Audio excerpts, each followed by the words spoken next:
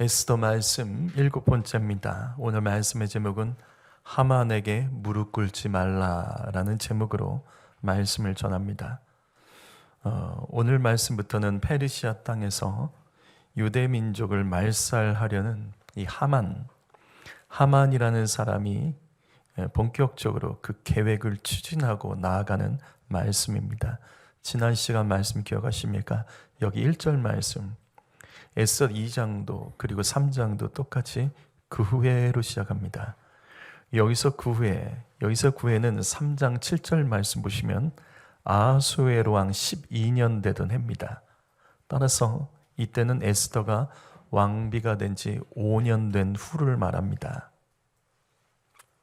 이 기간 동안 여러 가지 일들이 벌어집니다. 유대 민족을 너무나도 미워했던 하만이라는 자가 페르시아 왕 다음으로 강력한 권력을 차지합니다. 이런 하만을 성경은 이렇게 소개합니다. 아각 사람 함므다다의 아들. 지난 시간 말씀 기억하십니까? 아각이라는 말은 블레셋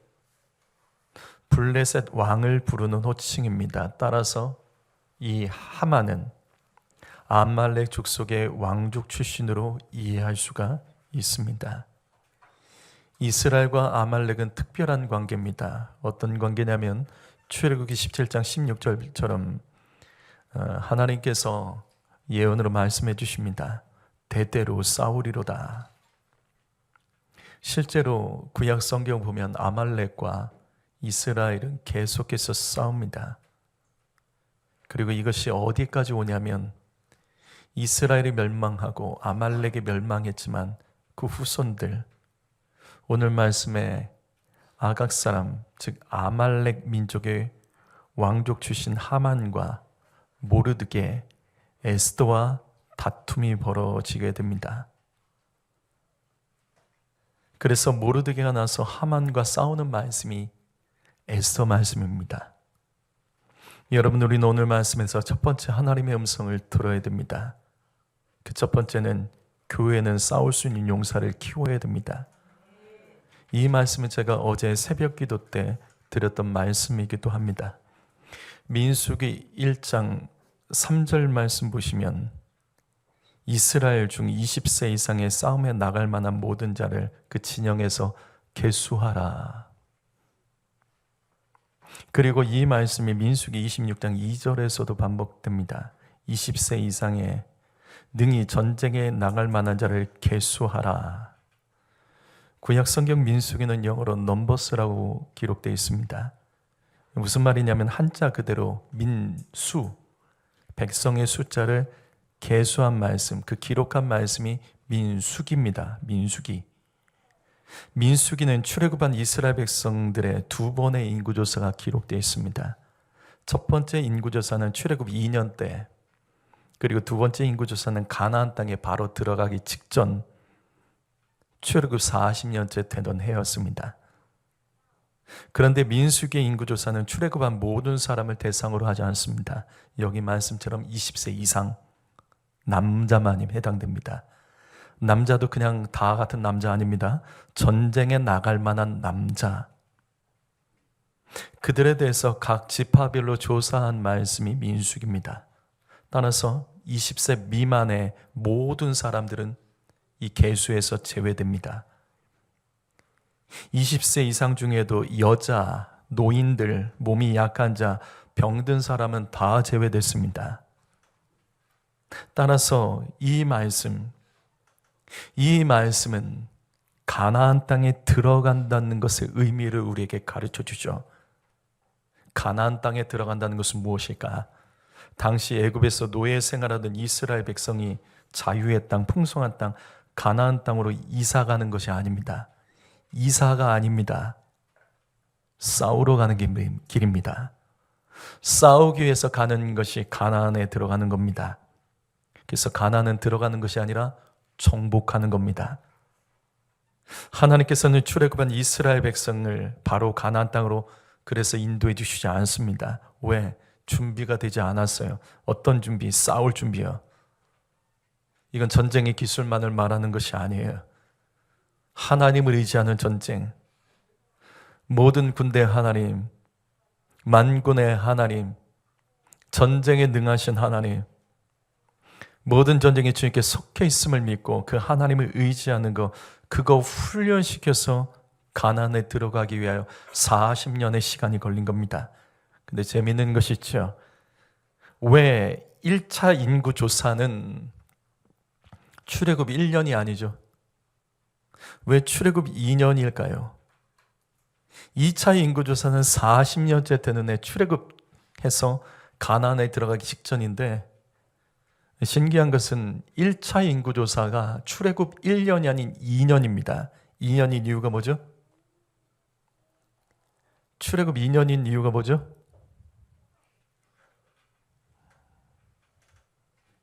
그것은 바로 성전 때문입니다. 출애굽 3개월째 되는 날에 이스라엘은 시내 산, 시내 광야에 도착해서 우리가 알고 있는 십계명을 비롯해서 율법과 그리고 그때 하나님께서 성막을 만들기 위한 설계도를 주시고 그것을 받아서 모세가 성막을 만드는데 10개월이 걸립니다. 그래서 출애굽 2년에 성막이 완성되고 그리고 그 후에 인구조사를 했습니다. 다시요. 성막이 완성된 후에 인구조사를 합니다. 따라서 이것은 성전이 가지고 있는 의미를 우리에게도 가르치고 있는 겁니다. 성도 여러분, 성전은 단순히 예배하는 곳만이 아닙니다. 예배하고 그냥 은혜 받고 아니에요. 성전은요, 하나님의 뜻대로 싸울 용사들을 키워내는 곳입니다. 여러분, 교회는 그냥 예배하고 은혜 받고 마음의 평안을 얻는 곳이 아닙니다. 교회는 신병훈련소예요. 그래서 우리의 찬송가도 보시게 되면 나는 예수 따라가는 십자가 군사라. 믿는 사람들은 주의 군사니 십자가 군병들아 주의 일어나라. 십자가 군병돼서 예수를 따를 때 다 같이 일어나 용감히 싸워라. 우리의 찬송가는 이런 찬송이 많습니다. 이게 우리의 신분이에요. 우리는 그냥 예수 믿는 사람들이 아니라 예수의 군사들. 그래서 교회는 주님을 위해서 싸우는 군대를 키워내야 됩니다. 다시요, 교회는 우리끼리 좋고 우리끼리 만족하고 우리끼리 은혜 받는 것이 아닙니다. 은혜를 받는다면 그 목적이 있어야 되는 거죠. 싸우기 위해서입니다. 교회는 이 땅에서 하나님의 뜻을 위하여 어둠의 악한 권세와 죄와 싸울 수 있는 영적 군사들을 만들어 나가야 됩니다. 왜냐하면 싸우지 않으면 예수 믿을 수 없습니다. 싸우지 않는다고 싸움을 피할 수 있는 게 아니기 때문에 그런 거예요. 에스겔서 37장 10절 말씀 읽어봅니다. 시작.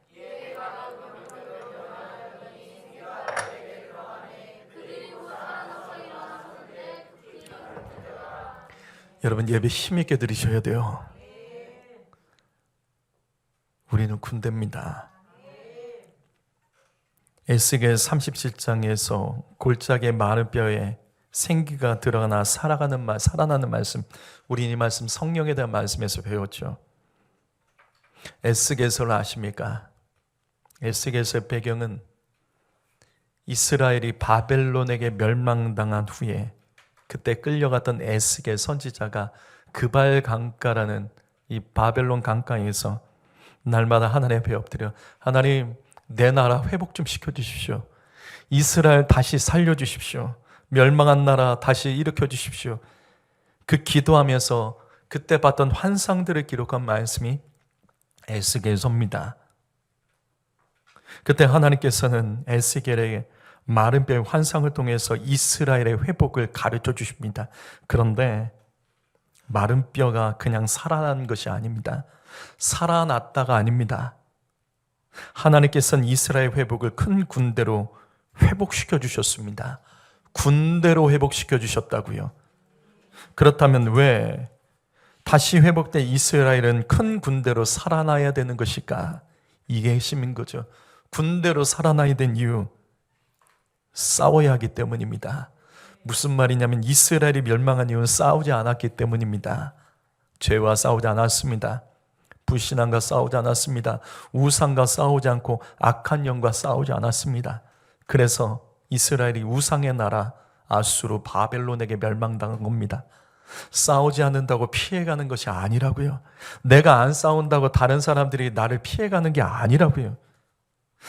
다시 그래서 회복될 이스라엘은 주님의 군대로서 이제는 죄와 싸우고 우상과 싸우고 악한 영과 싸우도록 주님께서 회복시켜 주시겠다고 가르쳐 주신 것이 에스겔 말씀의 이 말씀입니다. 성도 여러분, 디모데후서 4장 7절 말씀 읽어봅니다. 여러분 읽어봅니다. 시작.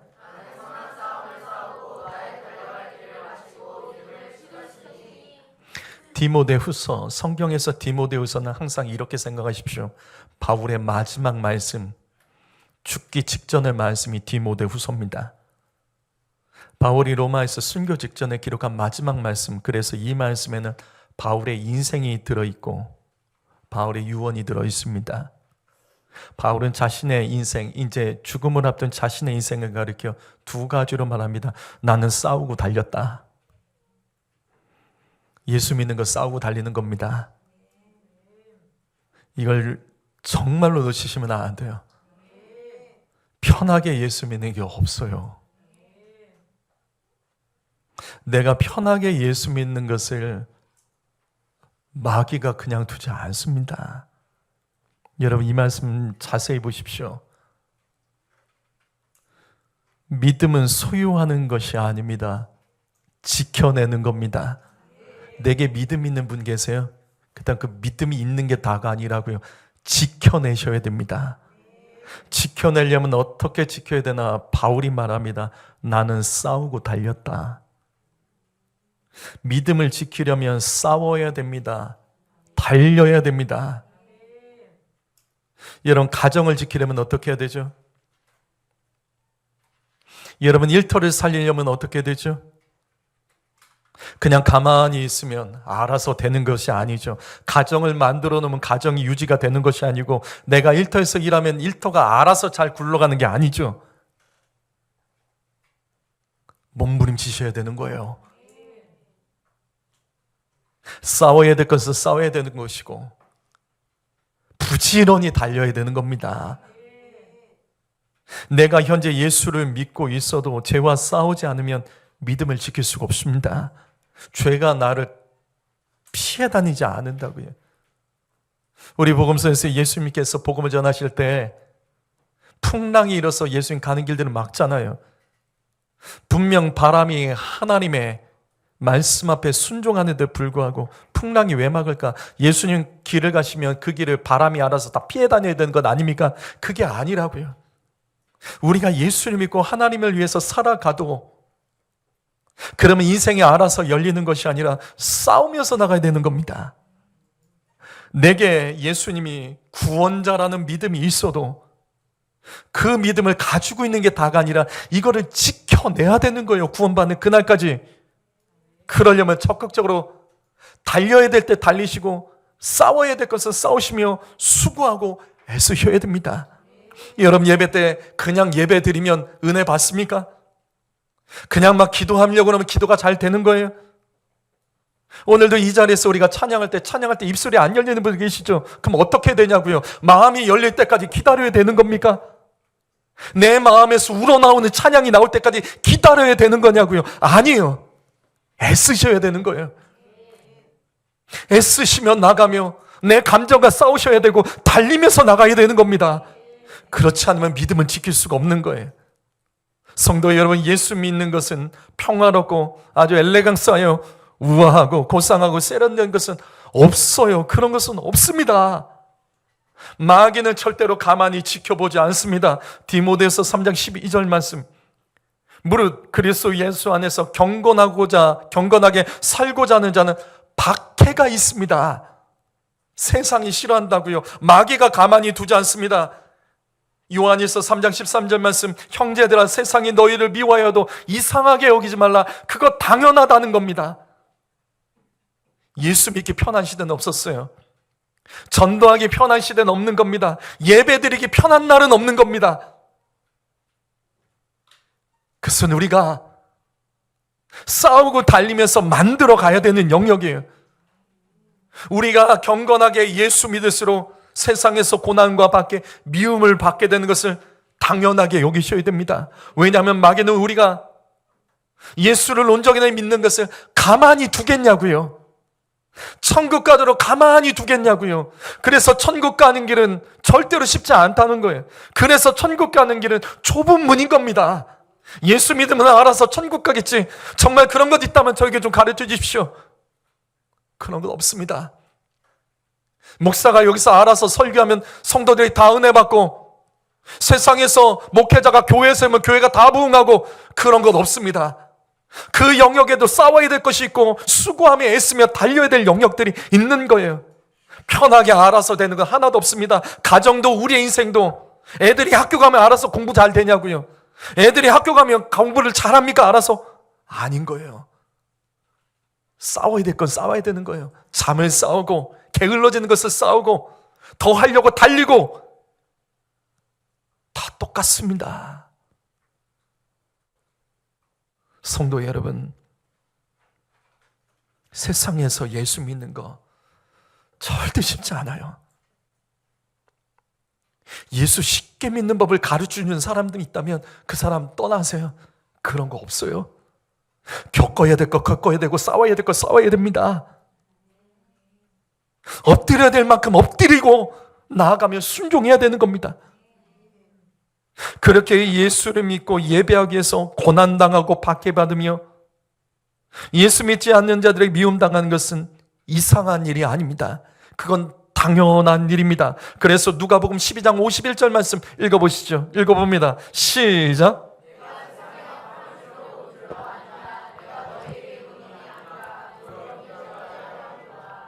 이거 저의 말이 아니잖아요. 예수님 말씀하십니다. 내가 이 땅에 화평을 주러 온 줄 아느냐? 아니다. 분쟁, 싸움 일으키러 왔다고 말씀하시는 거예요. 제가 이 말씀 여러 번 말씀드렸죠. 성도 여러분, 인생을 사다가 믿음이 흔들릴 때 이 말씀 꼭 기억하십시오.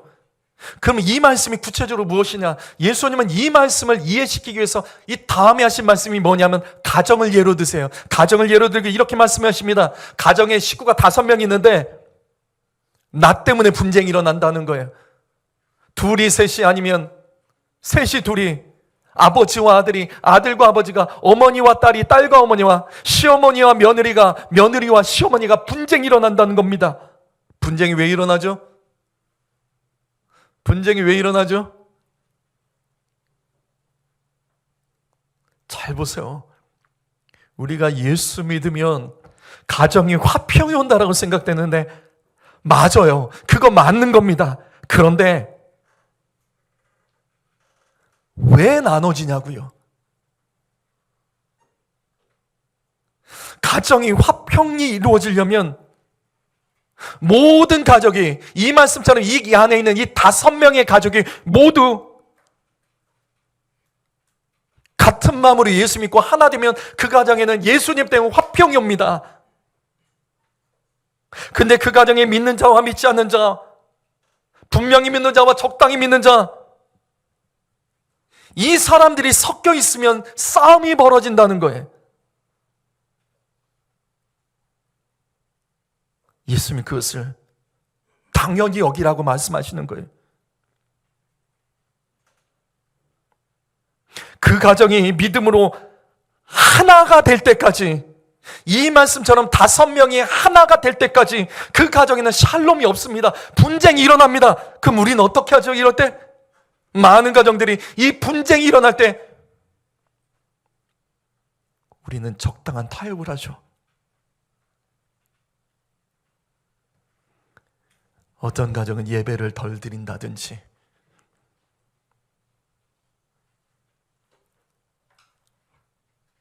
어떤 가정은 주님을 위하여 더 헌신한 시간을 줄인다든지, 적당히 어느 선에서 타협하며 가정이 화목하자고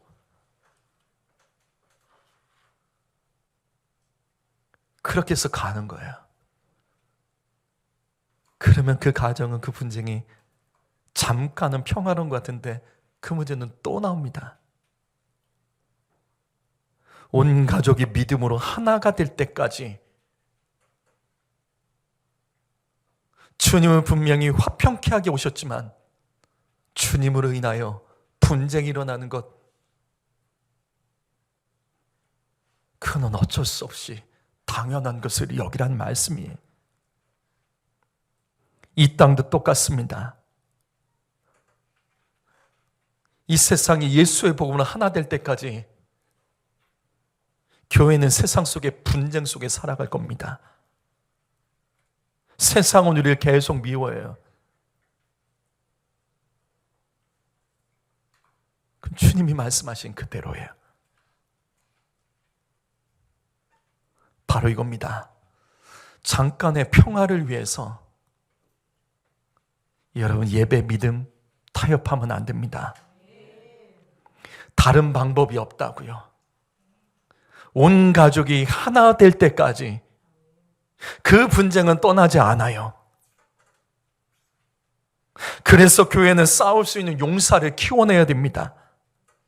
교회는 가정에서 믿음을 지키며 싸울 수 있는 자들을 키워내야 되고, 세상 속의 일터에서, 우리가 살아가는 세상에서 예수의 복음으로 하나 될 때까지 이 말씀은 분쟁, 싸움을 피하지 않고 그것을 당연히 여기며 마땅히 맞설 수 있는 믿음의 사람들을 키워내는 곳이 교회입니다.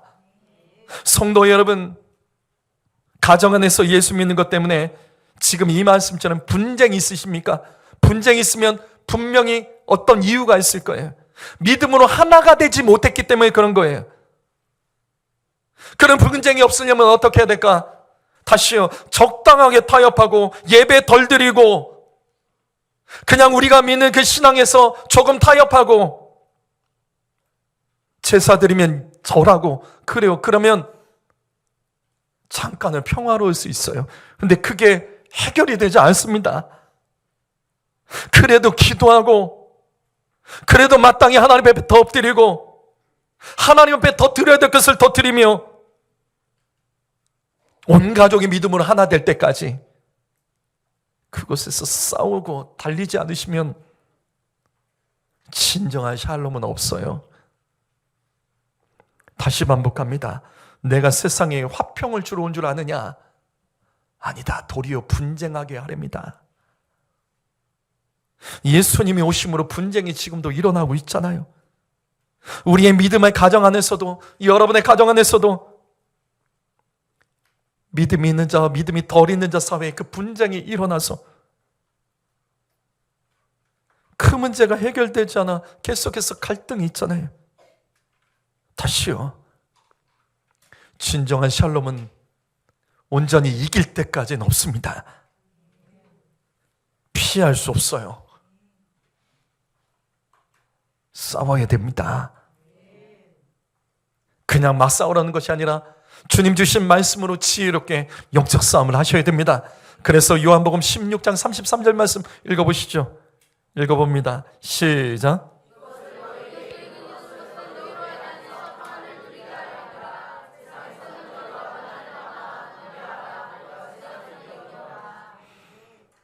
여러분, 이 말씀에서 무엇이 보십니까? 주님 분명히 말씀하시죠. 내가 너에게 평안을 주려고 한다. 그래서 내가 이겼다. 이겨야지 평안이 있습니다. 이기지 못하면 평안은 없습니다. 주님은 우리에게 평안을 주기 위해서 세상을 이기셨습니다.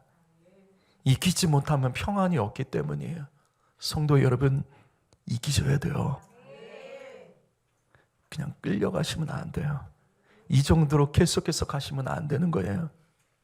우리 자녀들 믿음으로 온전히 키워서 그들 이겨내도록 그들 키워내셔야 됩니다. 성도 여러분, 예수님은 이미 2000년 전에 십자가에서 마귀의 권세를 이기셨습니다. 요한일서 3장 8절 말씀, 하나님의 아들이 이 땅에 오신 것은 마귀를 멸하기 위해서 싸우기 위해 오셨다라고 성경은 분명히 기록하고 있어요. 주님은 그때 싸워서 분명히 십자가에서 모든 마귀의 권세를 이기셨습니다. 그런데 왜 이 땅이 화평이 오지 않는 것일까? 앞에서 말씀드렸잖아요. 완전한 싸움을 끝내야 되는 거예요. 예수님은 분명히 이겼습니다. 하지만 마귀가 인정하지 않는 거예요.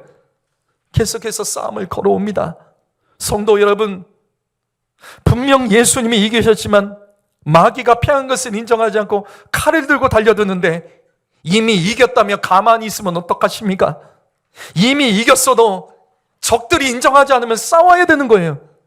이겼어도 싸워야 됩니다. 이것이 영적 전쟁이에요. 영적 전쟁은 분명 예수님이 이긴 전쟁입니다. 그런데도 그 전쟁을 우리가 계속해서 해야 되는 이유는 적들이 패배를 인정하지 않고 계속 달려들기 때문이라는 거예요. 그래서 예수 믿는 사람은 세상 끝날까지 싸워야 됩니다. 이미 예수님께서 이기신 것은 분명하다고요. 승리만 선포하면 안 되는 거예요. 적들이 인정하지 않는데 어떻게 그렇게 갑니까? 마귀가 멈추지 않기 때문에 싸워야 되는 겁니다. 그것이 에스더 말씀이에요. 에스더 3장 2절 말씀 읽어보죠. 3장 2절 말씀 읽어봅니다. 시작.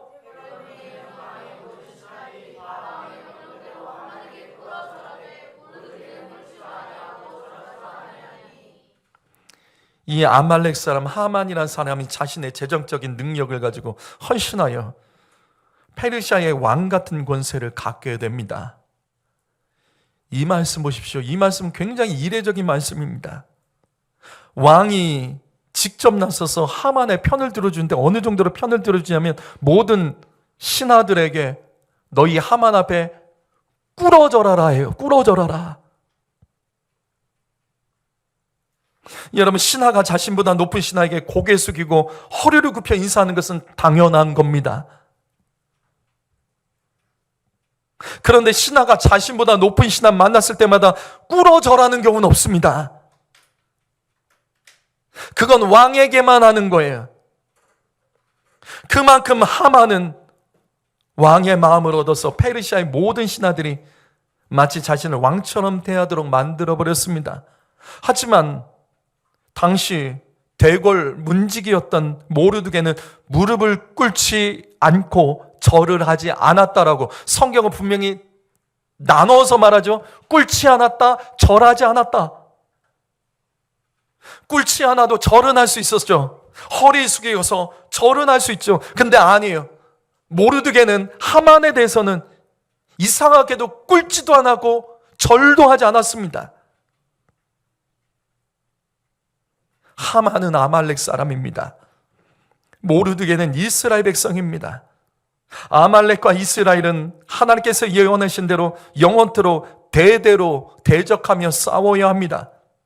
하지만 이 말씀 보십시오. 당시 싸울 수 있는 상황이 아니죠. 이게 힘의 균형이 안 맞잖아요. 하만은 왕과 같은 권력을 가졌습니다. 그런데 모르드게는 대궐의 문지기에 불과합니다. 이게 싸움이 되냐고요. 그래서 모르드게가 살려면 이때 어떻게 되냐면 아말렉 사람 하만에게 무릎 꿇고 엎드려야 됩니다. 그럼 그 싸움을 피해갈 수 있다고요. 모르드게가 페르시아에서 평안하고 안정적으로 살아가려면 무릎 꿇고 엎드리면 되는 거예요. 하지만 모르드게는 무릎을 꿇지도 않고 절도 하지 않습니다. 모르드게는 하만과 싸우기로 결단한 거예요. 하만의 권력 앞에 모르드게는 죽을 수밖에 없어도 모르드게는 잠깐의 평안, 잠깐의 페르시아에서 안정적인 인생을 위해서 하만에게 꿇지도 않고 절하지도 않았습니다. 그는 싸우는 것을 선택한 거예요. 이것이 바로 우리에게 영적으로 하나님께서 말씀하시는 겁니다. 성도 여러분, 하만에게 무릎 꿇지 마십시오.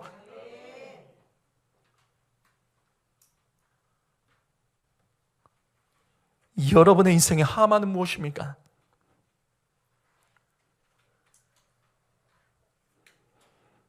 여러분의 삶의 하만은 무엇입니까? 사람인가요? 아니면 어떤 문제입니까? 고난입니까? 괴롭고 힘든 일이 있으십니까? 다시요. 잠깐 절하고 꿇으면 그 순간에는 평안할 수 있을 거예요. 다시 안정적으로 살아갈 수도 있을 겁니다. 근데 그게 아니라고요.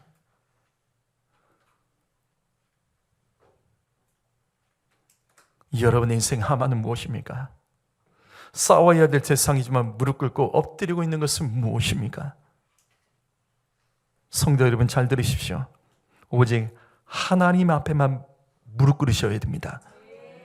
오직 하나님 말씀 앞에서만 무릎 꿇어야 됩니다. 모르드게는 사람에게 무릎 꿇지 않았어요. 그가 나를 죽일 수 있는 힘과 강력한 권세를 가지고 있어도 모르드게는 사람에게 무릎 꿇지 않았습니다. 오직 하나님과 그 말씀에 무릎 꿇는 자였습니다. 성도 여러분, 삶의 어떤 문제와 고난, 상처와 시험 앞에서 무릎 꿇으면 안 됩니다. 잠깐의 평안과 안정을 위해서 타협하고 무릎 꿇지 마십시오. 예배의 자리, 기도의 자리 나서 하나님 앞에 엎드리는 자가 결국은 승리합니다.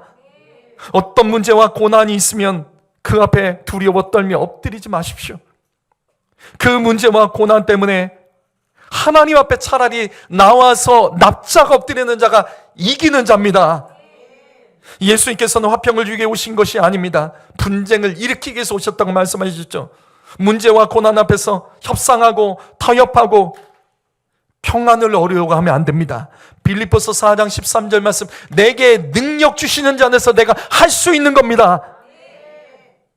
오직 하나님만이 우리의 능력이에요. 이 믿음으로 나가며 하나님 앞에 엎드리는 자가 능력이 있음을 믿으시기 바랍니다. 마태복음 4장 8절과 9절 말씀에 예수님께서 그리스도의 사역을 시작하실 때 예수님께서 그때 세 가지 시험을 받으시죠. 그중 하나가 바로 엎드리는 시험이에요. 엎드리는 시험. 내게 엎드려 절하라. 오늘 말씀에 모두에게 받는 시험과 똑같은 겁니다. 그때 마귀가 말합니다. 절하면 내가 다 주겠다. 무슨 말이냐? 이 땅에 대한 모든 권한을 너에게 넘겨주겠다. 하지만 예수님은 마귀 앞에 엎드리지 않았습니다.